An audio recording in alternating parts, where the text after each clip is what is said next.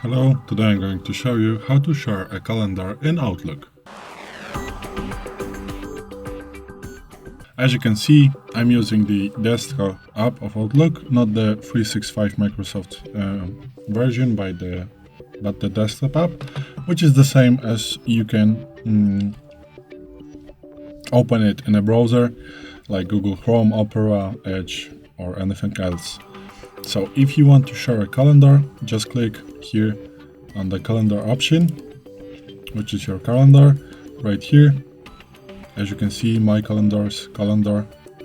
And if you want to share your calendar, just click here, share. And now enter the email or a contact name to make them to share your calendar to this specific option. And as you can see, you have this option like can view all details, or even can edit your calendar. So maybe let's just select can view all details for me and just click share. And now the email is going to be sent to this specific person. And now they can look in your calendar.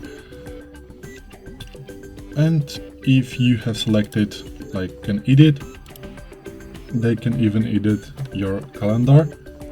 And also you can change this option in any time if you want to, or even delete the sharing of your calendar. So this is it.